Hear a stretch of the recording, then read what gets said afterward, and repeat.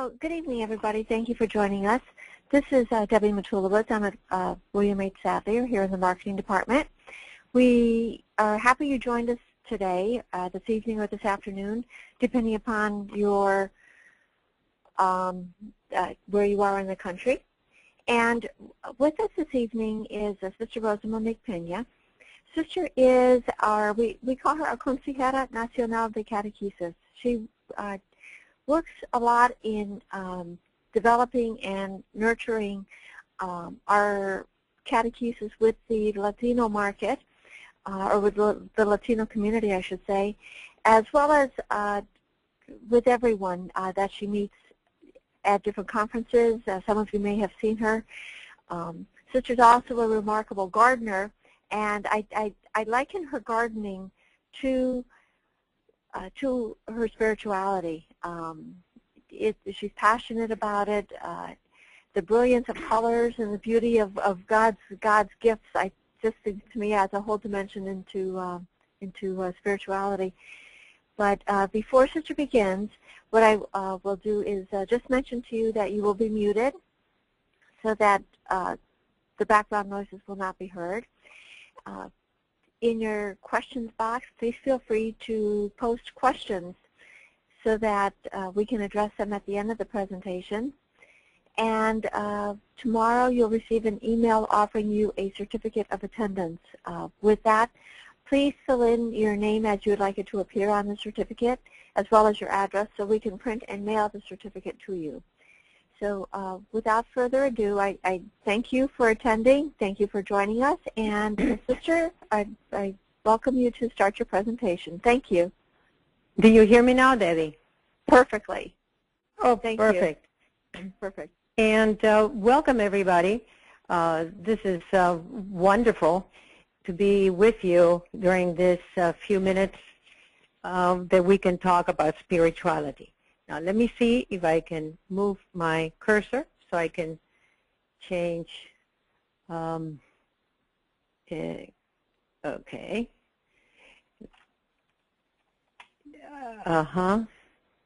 I cannot move it up or down. Let me see if I try again. Okay. Slideshows. Okay. There we are. Here we are. Our spirituality and the spirituality of our students. Now, talking about spirituality is very difficult. At least it is for me. I am never sure if what I may say or share with a large group, especially with you, and I see that we have many on the line, it may be construed as arrogant. So as a teacher, when I do it, it's often within the context of a lesson on spirituality. As when I talk about Dominican spirituality or Franciscan spirituality.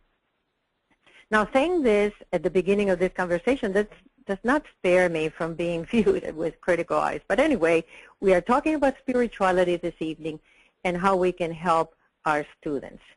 Now, this is how we like to do this conversation.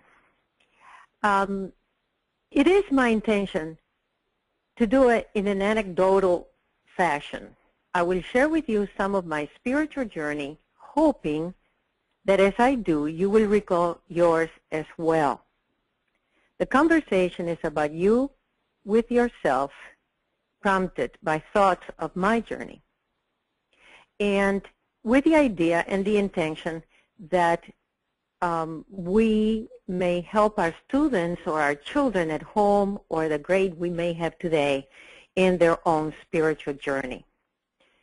Now, as I say this, if later on you would like to sit with a friend and talk about these things, why don't you find a nice, comfortable place with a beverage of your like and talk? I think talking about spirituality is a wonderful thing to do with friends.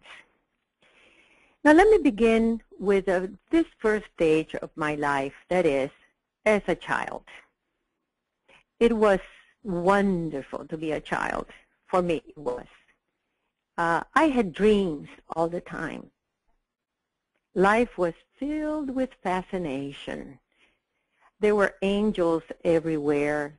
Jesus was around all the time.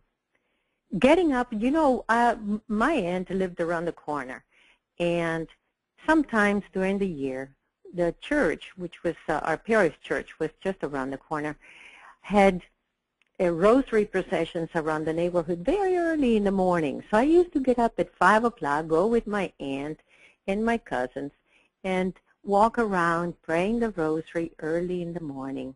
I loved it. The smell of morning and the sun rising and the smell of coffee was great. It was a time, too, when the Magi came in every Epiphany. I loved Christmas. And, I knew that the Magi were coming. I knew that because at winter time, I would look up into the sky. All of us, the kids, would look up in the sky, and we would find the three kings. Do you see them there? Three kings getting ready to come down and shrinking and getting under, crawling under our bedroom doors and leave their presents by our beds. If you can see, Santa Claus was not center stage in my child development. It was the three kings, and they left their presents under our bed. It may be good to know that I am from the Dominican Republic, and that's how we celebrate it. And we left presents for the Magi, presents that do things that thank them for all the presents, and also for the camels. So we had hay for the camels, and oh well, my aunt wanted us to leave a little bit of rum and cigarettes for the Magi. Well, I don't think it's a good idea today. But anyway, that's how it was. One of the interesting times in my life was my first communion. Our church was just half a block from home, and my brother and I, like a little wedding couple, we walked through the middle of the street all the way to our special place in the sanctuary. We were the only ones receiving communion that day. And how proud I felt with my brand new mother of pearl prayer book and rosary. I loved it. I think it was more special to me than the party that my parents had for us, a breakfast party afterwards.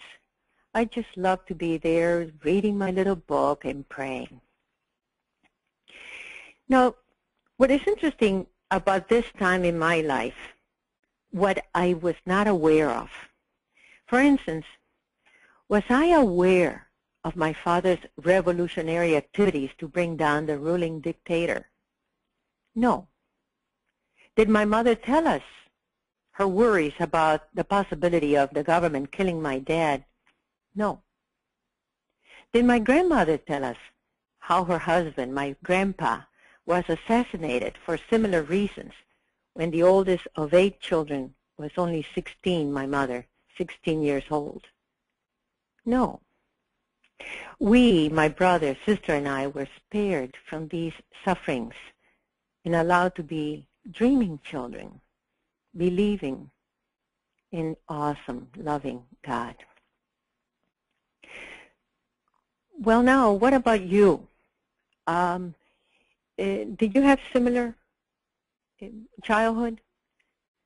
Were you spared some of the difficulties and the sufferings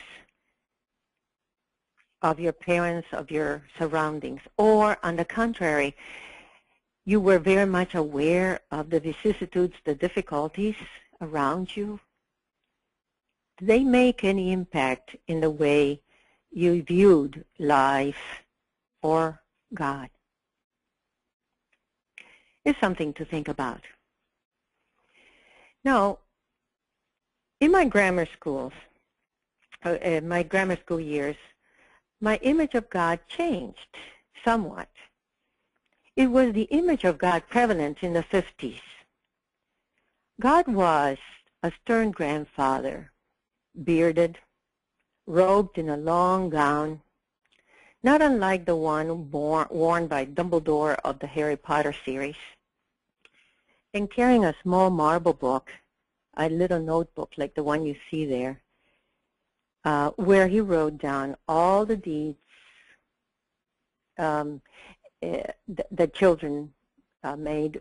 I suppose that idea comes from so many times in the Old Testament we read about God having a book, and I was reminded many times, because I seem to have been very mischievous, that God was writing all these things down. Well, for some reason, I can still see the notations in the pages with my name. Mischievous, prone to do her will, independent. Her mother just had it. Her father won't even sign her report card. However, I also saw, although in small print but visible to me, the words, loving, her big heart may get her in trouble, happy. Whew. Thank God. I fear this God, but equally delighted in wanting to please him.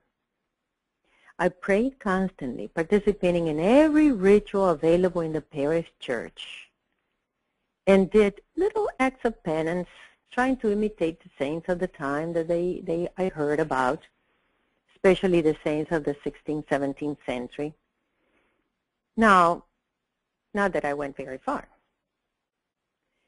My childhood spirituality, as you can imagine, was simple, a combination of fascination and fear.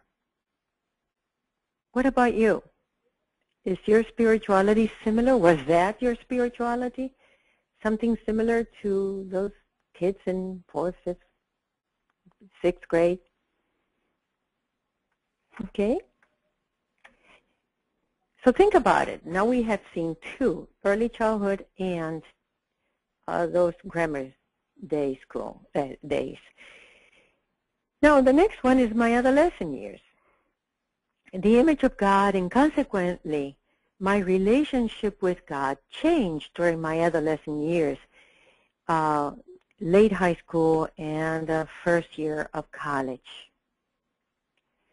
I thought of God as divine, and a divine and just God, one connected with the social and political injustices of humanity. And you can understand why.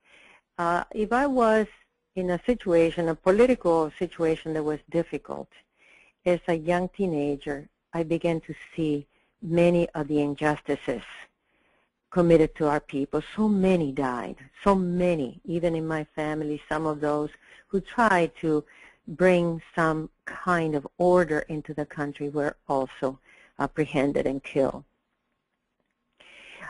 So the Jesus of the New Testament, going around lifting the poor and the disenfranchised, speaking out about the inequalities of the social order, and the incredible negativity coming from the political and social leaders of the time, that began to surface in my religious consciousness. As a young adult going to the university in Santo Domingo, I learned from the Jesuits about the social doctrine of the church, which was becoming very prevalent at that time. And about also learning from them about developing strategies for dealing with the communist movement, which was actively, it was getting infiltrated in the students' organizations, ideologies that were coming from Cuba. Now, it's typical of this age, and it was typical of my age, the fire of the gospel found me working with some friends on two radio programs, and you can probably see it down here. One on the social doctrine of the church, because I thought that the church had something to contribute to the dilemma, and another about the politicians who were stirring up with exaggerations and lies the people's emotions in order to gain power to win the presidential election. Not unlike what we had today, no? I was out to defend the faith and the country at all costs. Now, with the help of a couple of friends, and unbeknown to my parents, I unburied my grandfather's gun and stood ready to do my part in the defense of the church and the country. One time, in a campus confrontation, one of the members of our group, the Christian movement, was hurt by a bullet of another student from the opposite group, the communist group. My head went spinning, and as you can imagine, I was no longer in a surreal scenario. Death surrounded us. And so I went home and began to reflect on this God of mine who I was defending with a gun in my hands. And questions began to emerge from deep within me. Who is this God that we need to kill to defend him? And what if these people have a different ideology than mine? Does that justify my violent behavior or that of any believer? How have I understood Jesus measuring our love of God with the level of love we have for our neighbors? And then I was thinking, aren't these other students sisters and brothers of mine?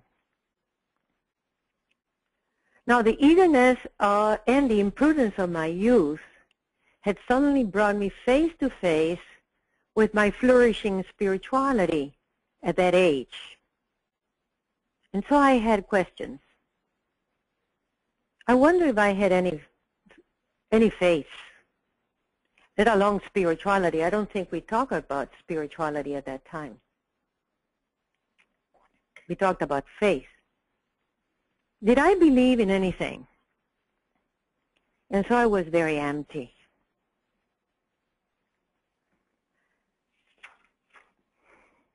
What about you? Have you had some crisis of faith in your life?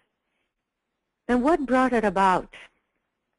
I know there are so many things in our lives, and for us adults, the economy and the social problems and the lack of jobs and so on, probably sickness and so forth, sometimes brings us to a crisis of faith. And so I was, in a sense, in a little crisis of faith, very empty. So what did I do? I put the gun back in its hiding place, and with an empty feeling, I went about looking for God again. I started in the places and activities with which I felt most comfortable. Those of my younger years, in the solitude of the church. As a young child, I loved going to the church. And then I picked up some of the writings of the mystics, especially the poetry of Teresa of Avila, and back into the social doctrine of my church with new understanding. Now this time, new words surfaced in my subconscious, becoming part of my new vocabulary. Words like, or phrases like this: the common good, nonviolence, equality, the poverty of the rich, and the poverty of the poor. Phrases from the Bible began to burrow in my skin, like these: I have come that you may have life and have it to the fullest. You killed the prophets and stoned the messengers God has sent to you. Oh, how many times I wanted to put my arms around you as a hen gathers her chicks under her wings. I have loved you with an everlasting love, you're mine. Whoever does not love God does not know God, for God is love. Or what about this one? The Spirit of the Lord is upon me, because He has anointed me to bring glad tidings to the poor. to proclaim liberty to the captives, sight to the blind, and to proclaim a year acceptable to the Lord. Now, this is a new thing for me. Here was a God with whom I could relate. This God did not need defending. This God looked for ways to defend us from ourselves. This God lured me to a relationship of trust, not fear, of freedom, not bondage, of companionship, to find the divine presence everywhere, in joys and sorrows, in nature, in friendships, even in the loving eyes of children, and those of my own puppy. By the way, that's my puppy there, a little Westie. This God spoke to me through women and men who, throughout the centuries, have insisted on speaking the truth in love and putting themselves on the line for that belief. What about you? Have you discovered the same thing as an adult, as a mother, father, grandmother, teacher? As far as I am concerned, myself, as the year passes, I feel I have a better relationship with God, although increasingly challenging. The simplicity of God's love and compassion stand in contrast to my complexities and cynicism. It's not easy. And so the struggles continue. I find myself frequently asking myself, who is this God that I talk about? Or as a teacher myself, who is this God I teach about? Do I present an image of God depending on the mood I'm in? Or do I strive to reflect the God who loves us unconditionally? In any case, my prayer has become almost like a mantra. Oh God, teach me to preach you and not the limited image I have of you. What about yourself? Have you come to some type of prayer yourself about your relationship with God, realizing that we are always struggling, always discovering? Is like a line very much similar to the economy line that they give us. Sometimes it's very good, sometimes it's very poor, sometimes it's very flat. I was always puzzled by the fact that some of the greater saints, like Teresa herself and Catherine of Siena and others, found sometimes in their lives a flat time of spirituality.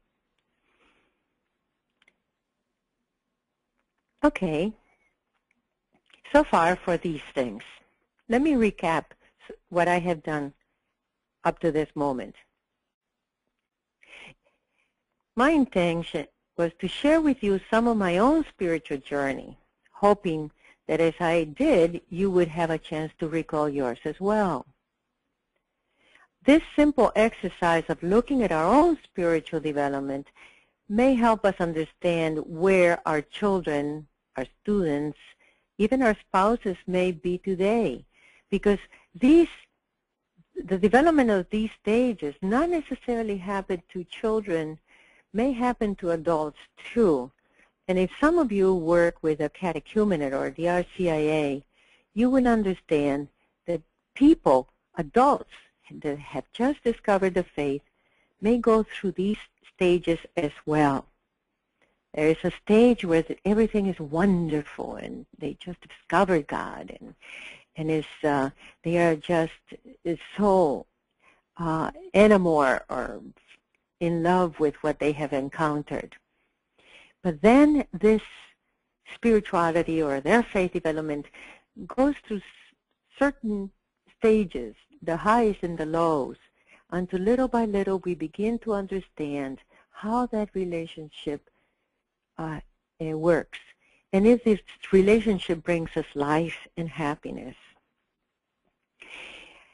What I had intended to do, too, is not only to look at how we developed spiritually, but also it may help us to refrain from being unnecessarily critical of our children. Sometimes, because we are in a different relationship with God, we expect others to be in the same place as us. Or we may be critical of those who are further in their development, if we can say further in their development, but in another level of the development. Okay? Now, with this in mind, let us briefly view some characteristics of these stages of development and what we can do to embrace or enhance the spiritual growth of our own children. Okay? And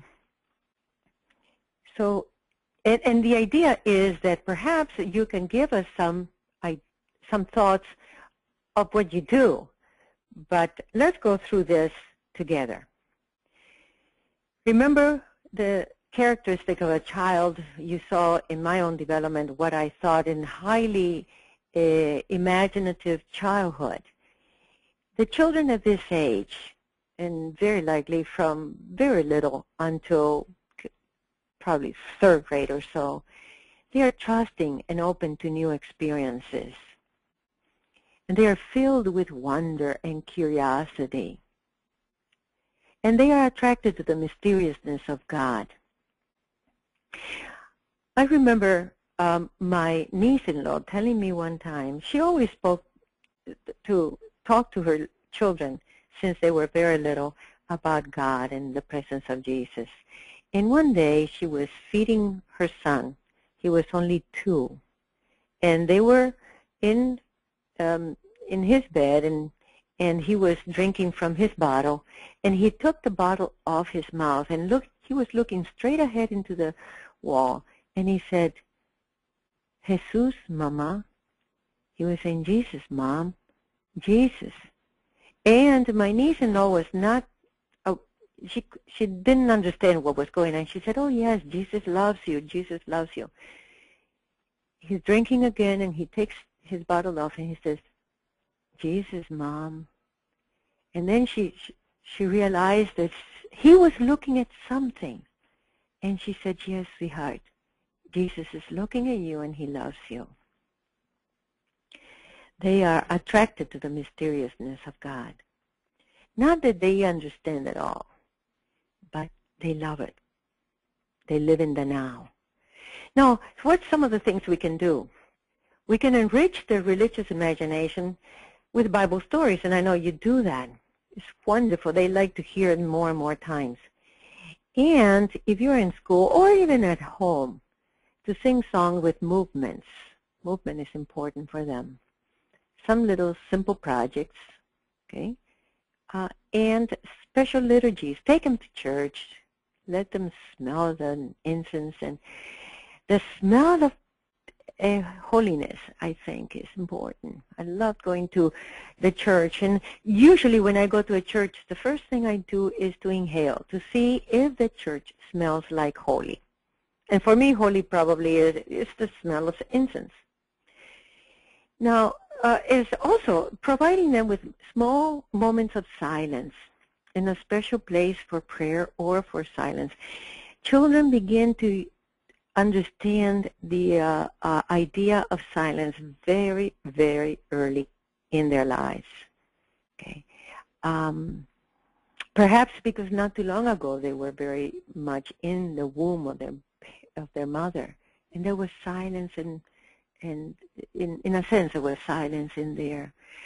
So beginning to instill in them the desire for silence is important. To find a little place. It can be 2 or 3 minutes at the beginning. And little by little, they are going to ask for a little more. This is a way to begin them in a nice journey in finding time for prayer. And I put in there having personal prayer, and they love to, you know how it is. They like to pray for their pets and their friends and their grandmothers and everybody else, and probably their new books. But spiritual conversations. And you can say, well, what do you think of, when was the last time you talked about God? Let's talk about God. Who would like to talk about God? It's spiritual conversations. So they begin early in life to get comfortable with having group conversations about the spiritual things. Okay? Let's go to the next level. And these are the children in the middle grades. Those of you who teach these children, you'll understand this. And if you have children or grandchildren at home or nieces or nephews, they have a deeper capacity to trust and care for others. As you see, their awareness of themselves as individuals is beginning to grow also. And they also understand themselves as part of group members, being part of a group. In fact, they like these cliques. I remember one time teaching elementary school that we were told to break up the cliques. And I was wondering why, because although we provided them with opportunities to talk with one another, nevertheless they felt comfortable with members of their own group. It was part of their understanding of themselves.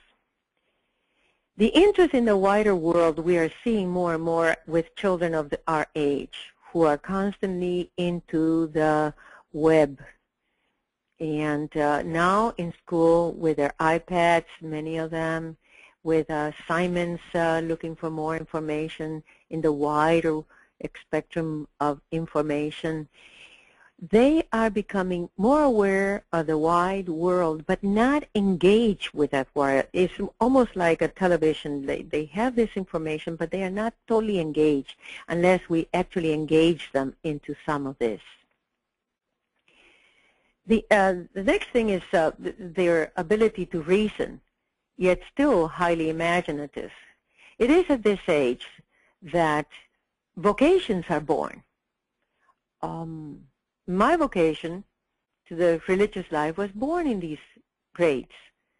Well, later on in high school and early college and college, I was more interested in boys and so on. But eventually we come back to the images of what we wanted to be that we articulated when we were around this age, 10, 11, and so on. They have a keen sense of what is and what is not fair, their favorite word, although very much influenced by the values of their peer group. So what can we do? Again, offer experiences that stress values like respect, justice, kindness, and so on. Spirituality enters into, is enhanced greatly by the understanding of values, because the spirituality finds itself through, expressing itself through our value system. And so one of the reasons why our textbooks have so much on values is because of it. We expressed our spirituality through the living out of the values.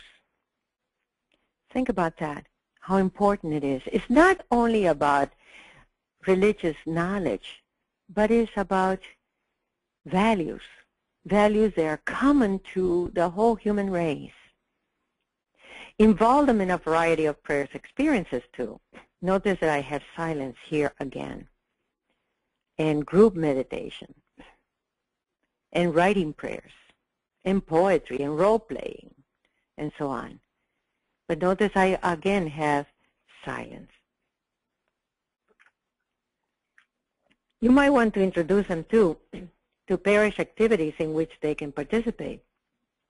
And I'm thinking here, what about being servers in church, greeters?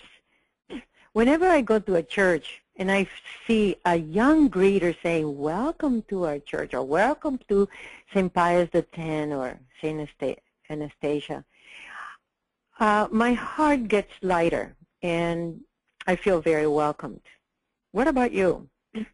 I just frequently gave a presentation on preparing liturgies in the parish, and I said, have you ever thought of having children's readers? And I bet many of you have.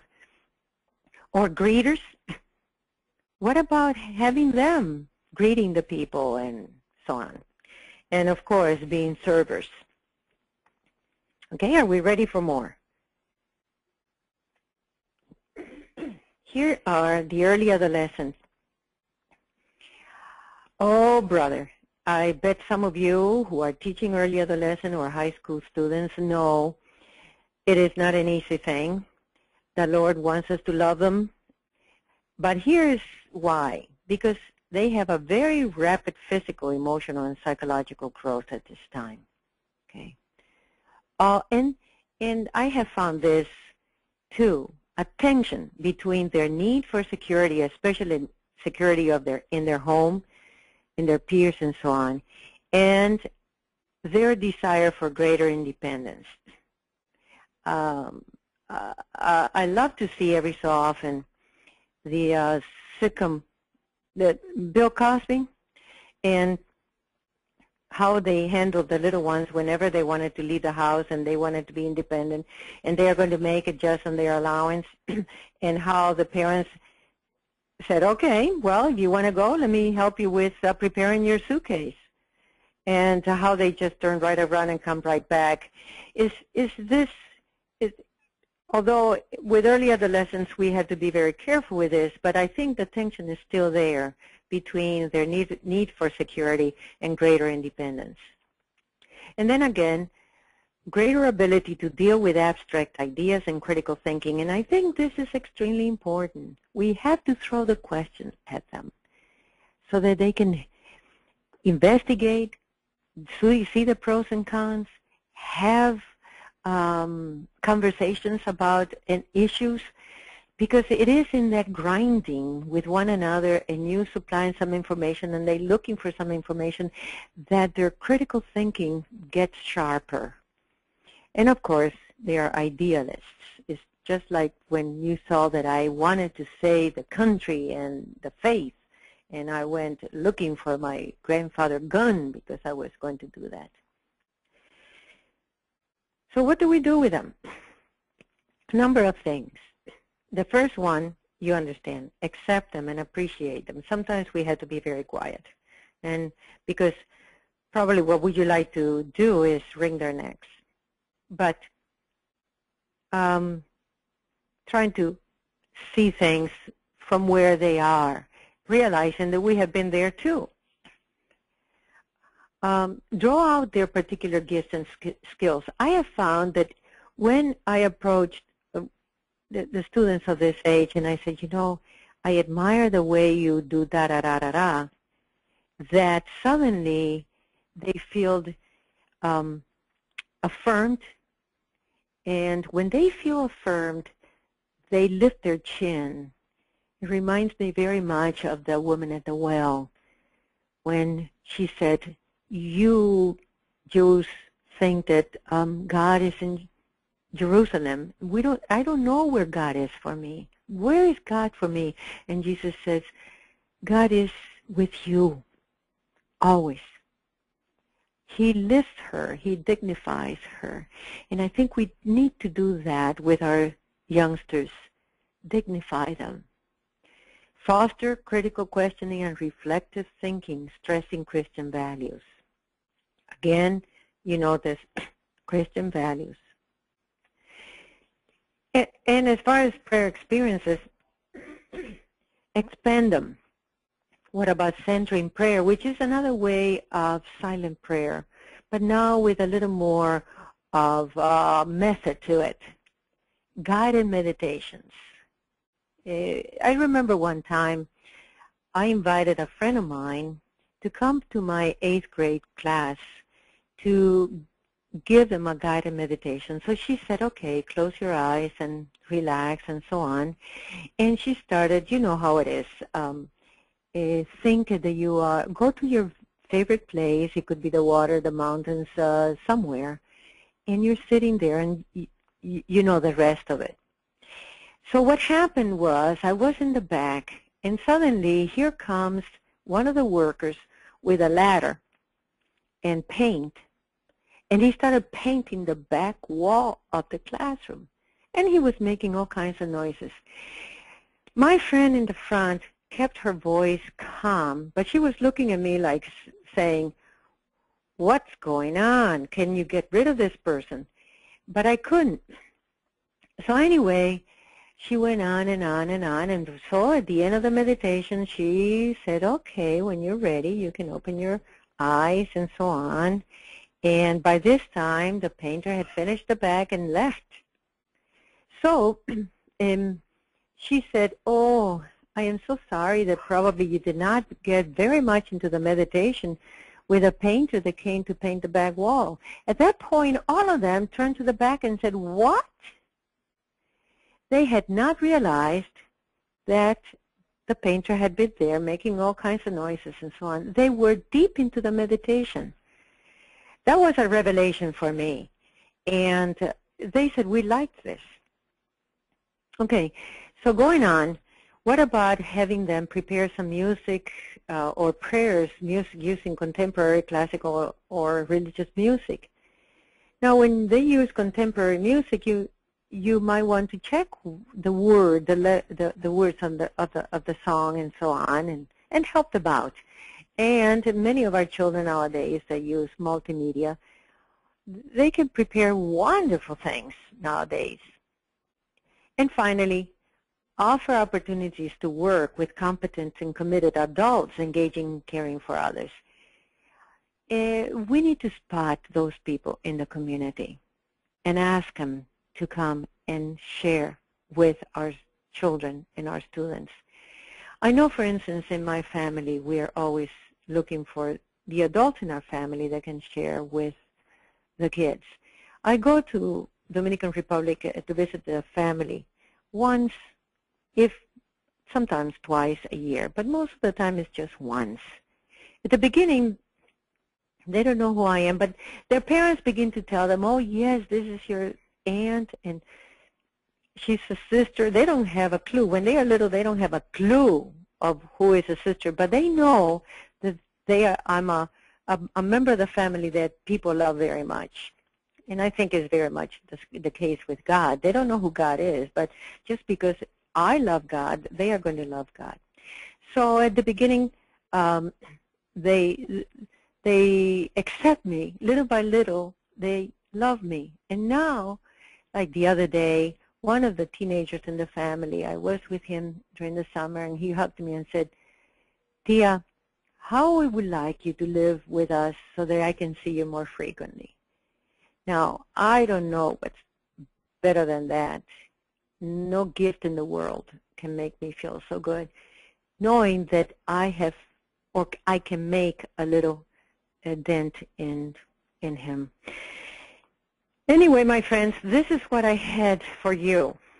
And now I'm going to open it up for some conversation. But before I do so, here are some resources, and these will be given to you with some of the information we have shared today. Just very few. I also suggest that you open a SadlierReligion.com, and you will find tons of materials that you can use. And these other ones. The one in the bottom, the Handbook of Spiritual Development in Childhood and the Adolescents, is quite a compendium of all kinds of articles written by innumerable authors that deal with the issue of spirituality. It's about 500 pages, but I found the introduction to this handbook quite good. And but if you're interested in reading more and digging out more information, here it is. Okay? And probably all of us, we can say this prayer before we go into questions and answers. For you formed me, my inward being. You knit me together in my mother's womb. I praise you, for you are to be reverenced and adored. Your mysteries fill me with wonder. More than I know myself, do you know me. My essence was not hidden from you. Search me, O my beloved, and know my heart. Try me and discern my thoughts. Help me to face the darkness within me. Enlighten me that I might radiate your love and light. Amen. Okay, and now let me see if I can bring you back to the questions, unless Debbie would like to share them with me. I'm on. Sister, thank you so very much. It was an extremely moving presentation. For myself and reading some of the comments written by our attendees, thank you. It was great. First, I'm just going to read a couple of comments, and then, Sister, if you wanted to say something about them, feel free to do so, and then we do have some other questions on here. Shannon wrote, she says, I was very strong in my spirituality until my parents divorced when I was 8. My love for God still stayed strong, but the church did not remain that important to my parents after they divorced. I remember standing in the cedar bench at the church so everyone could hear me at Father's request to repeat my answer to how do we know God loves us? And I answered, God gave us his only begotten Son. I remember that clear as the day, as I was only 7 or 8, and now I am 48. That's quite a memory, and it sounds, Sister, like a lot that you had shared with us. Yes. Did she say anything else? Nope. No, that was okay. That's pretty good, because we know that we are going to go through troubles in our lives. We know we are going to go through crises in our lives. And God knows that many of our children have a lot of crises. And so the early memories of our relationship with God are so important. So important. In the final analysis, we go back to those memories and make them work. If we don't have any memories, if we don't have any time of being happy and being in relationship with God, what do we have? What do our children have? What do they hang on to? And so they said that a happy child is more prone to understand hope and helping others and helping ourselves when we go through troubles. But thank you for that comment. It was very good. Here's a young lady wrote, she says, I was born in Colombia, South America, and remember my first communion as Sister did. My parents never told us about any major problems, so we wouldn't worry. Sounds like a very similar upbringing right. as yourself. That was nice. Let's see here. There was a question of what is Lectio Divina? It's a method of praying, and it's using the scripture. It's lovely, a way of, look it up, and you can Google it, but this is briefly what it is. You take a passage from scripture, you read it, and then you read it again. If you're doing with the children, you will read it or have the children read it, think about it, and then you read it again. This time, the second time when you read it, it seems like some of these things will enter, you relax more and you let the words of the passage go through you. Then you have a little meditation. What does it mean? And you can reflect on that. You can share on that. And then you just sit quietly with the passage and what has been said and what have been shared with one another. Let us sit with you quietly. And this is the moments of silence I was talking about. And then at the end, you might want to say a prayer. You might want to read the passage again. Or you want to sing a song.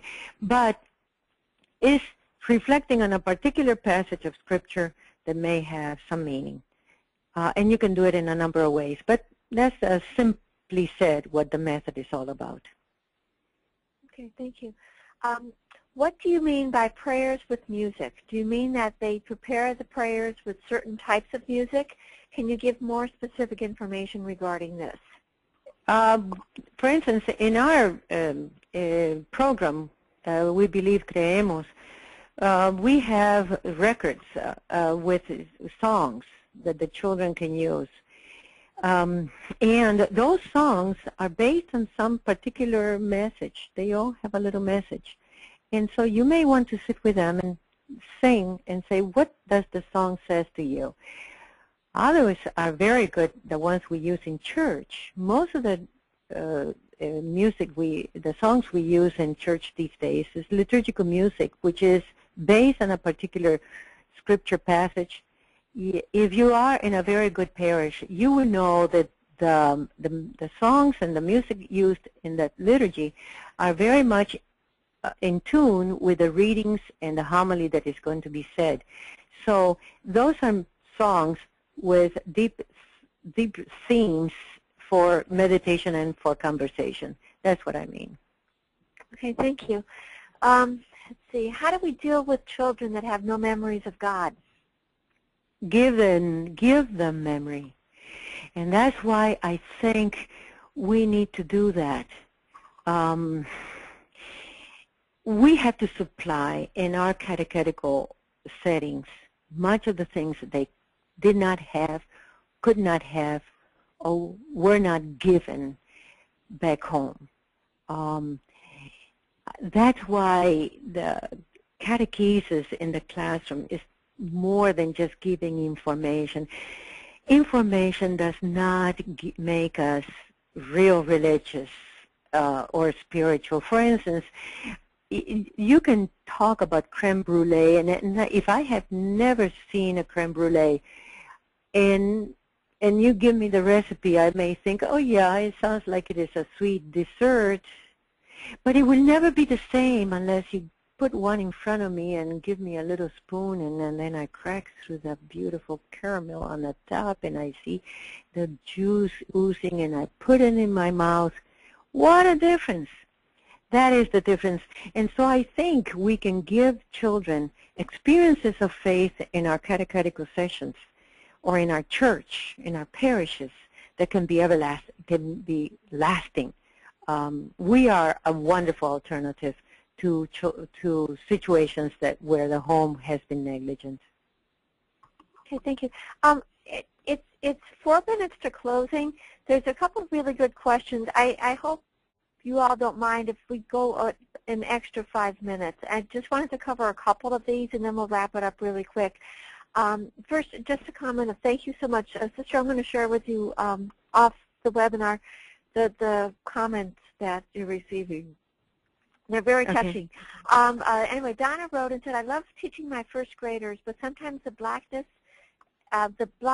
envelopes me because less than half come to church regularly. It depresses me, but I continue to challenge and invite them to come to the celebration every weekend and talk to their God and Jesus daily. Any other suggestions? Yes, yes indeed. Sometimes we are blinded or sight-blinded by the fact that we want them to go to church on Sunday. And we measure their spirituality by the times they go to church on Sunday. However, going to church on Sunday sometimes is not in the hands of the children. But what about if many of our catechetical sessions these days are an hour and a half, hopefully, 90 minutes. And so what about taking a little bit of time and taking them to the church and sitting there and praying and doing some of the little things that we just mentioned, like silence prayer or music, soft music, or music with or a song, but to feel the church, to feel the chapel. It is offering them an experience of being in church that probably they would like to share with their parents. And so if they don't go to church on Sunday, however, they have gone to church with you. And this, too, may help tremendously. Okay? Okay. Why do we talk about spirituality rather than faith? I suppose it's like the issue of many people these days are concentrating on the word spirituality over against religion. And I just gave you, I don't know if I gave you an example, but people seem to be splitting these two, that religion is one thing and spirituality is another. They see, for instance, religion having two facets. One that is institutional, that is, when I belong to a religion, let's say I am Catholic or I am Presbyterian, is that I belong to a system of beliefs and rituals, okay? But the other side of the coin is the experiential. That is something that I experience inside of myself. It's like an internal system of beliefs. It is internal. It's not external. Now, sometimes what we talk about is that both of them they meet in the desire to understand the sacred, to understand God. And so our search for the divine, our search for God, may bring these two together. If I feel these things inside of me, I want to express them. And I express them in the systems of beliefs and rituals pertinent to my own church. And I think faith is all the whole thing. You can say faith, but you can dissect them and go into different and look at them from different angles. And as I said, nowadays the trend is to try to understand faith from different angles. And so it's fine. In the end, is faith. And that faith, if it is a deep spiritual faith, will stimulate hope and some positive behavior in the way we conduct our lives. Okay. I'm just going to take one last question because I really am concerned about holding everybody longer than we had asked. And where to go? Oh, how can we give children the memory of God? I think I mentioned before that little children, they have an incredible ability to believe things that they cannot see. And they live totally in the present moment. If they feel in you a deep love for God, they will have a deep love for God. For instance, and I go back to the idea, many of my younger nieces and nephews, my grandnieces and nephews, they don't know who I am. In fact, one of them one of the little ones said to me one time, Tia, and they think my name is Tia Abue, from Tia Abuela. And they said, Tia Abue, where's your husband? Where are your children? And I said, I don't have any. And they looked at me with sad eyes. I said, that's okay. You'll understand one day. Now, as they grow older, they understand. But in the meantime, they love me. The same thing with God. They do not know what God is, but they begin to love God. The same thing with little children. They don't know that this person that loves me and hugs me and feeds me is called mother. But they are very prone to mother or daddy. They don't understand what mom or dad is until a little later. And that's the same idea. The first thing that comes into our lives is the feelings of well-being given by whom. And so eventually we relate that feeling and with that person with the idea of God. If we are stern and always negative and so on, God will be that way too. If we are not, if we portray a God that is loving and cares for them even when they are not too good, God is always watching to see and help you in moments of difficulty, they will understand that too, without deep knowledge, of theological knowledge about who God may be and who does. Okay, thank you. And I do have to squeeze in one more question. Somebody had just written that they would really like their question answered. How do you get a child to understand and communicate using the Bible through meditative prayer? You have to help them. It's like everything. If you're teaching a child how to cook eggs, you bring them to the kitchen and then you start cooking the egg and showing them. So you do Bible stories. I love the Bible stories. And when I had little children, I used to, at the end of the day, I used to have about 10 minutes. And in those 10 minutes, they were ready to go home. I would bless them, and I would say, I'm going to read to you a little bit from the Bible stories. And little by little, showing them or reading with them, and many times repeating. Sometimes I love to have certain passages repeated. They sound great to them, and eventually they become fond of these sections. Sometimes you want them to learn a little phrase. I have loved you always, you're mine. Little phrases like that they can memorize. It's very good. So that's a way to get them to love the Bible or passages from it. When they are a little older, learning, for instance, a psalm. I used to have my teenagers select a psalm and memorize it, and then would recite them in class to the rest of the group. Okay, thank you very much. For those, if we missed other questions, and I'm positive I missed a few more in here, we'll answer you directly, either Sister will or I will. And the characteristics and the resources, we'll prepare a handout and email that to you. And I feel like I want to tell you, hold on to this. You'll get an email asking you for your address, so we can print out a certificate of attendance, and we'll drop that in the mail to you. That'll go through the post office, not an email carrier. You'll receive another email with a link to this recording that you can share with others or listen to for yourselves. Next week, August 27th at 1 o'clock in the afternoon, we're hosting another webinar called The Vocation of the Catechist with Father Michael Carano. Father Carano is a pastor in the Diocese of Brooklyn. He's also an instructor at St. Francis College, as well as a catechist, and quite an amazing background. Also, one last thing, I do owe you an apology. At the very beginning, I was introducing Sister and talking on and on, only to realize I was muting myself. So so that's why we were a little bit late in starting, and I was writing to Sister, I can't hear you, and she was trying to start. So I very much apologize for that snag. It was on my end, and I think I covered everything. Thank you, everybody, for attending and for joining us for this presentation.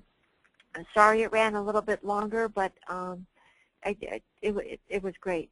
So thank you, and please enjoy the rest of your day or your evening, and God bless. Thank you.